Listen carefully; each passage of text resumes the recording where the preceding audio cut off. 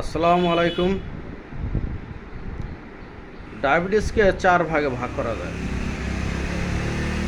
Type 1 diabetes mellitus, type 2 diabetes mellitus, GDM বা gestational diabetes mellitus এবং other specific diabetes mellitus.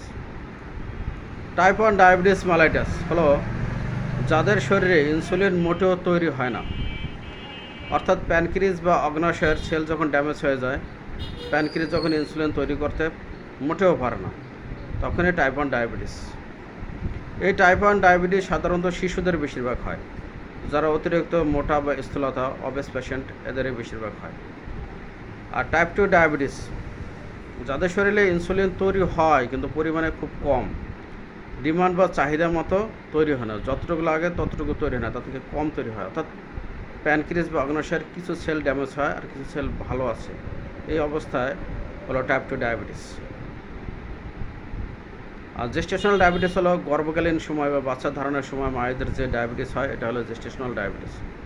আদার specific diabetes mellitus হলো pancreas বা অগ্ন্যাশয়ের infection বা ইনফ্লামেশনের ফলে প্যানক্রিয়াসের যে রোগ হয়, অর্থাৎ প্যানক্রিয়াটাইটিস বা হরমোনাল ইমব্যালেন্সের কারণে, অথবা লং টাইম স্টেরয়েড ইউজের ফলে বা ওষুধের পার্শ্ব প্রতিক্রিয়ার কারণে যে ডায়াবেটিস হয়, এগুলোকে আদার স্পেসিফিক ডায়াবেটিস মেলাইটাস বলা হয়।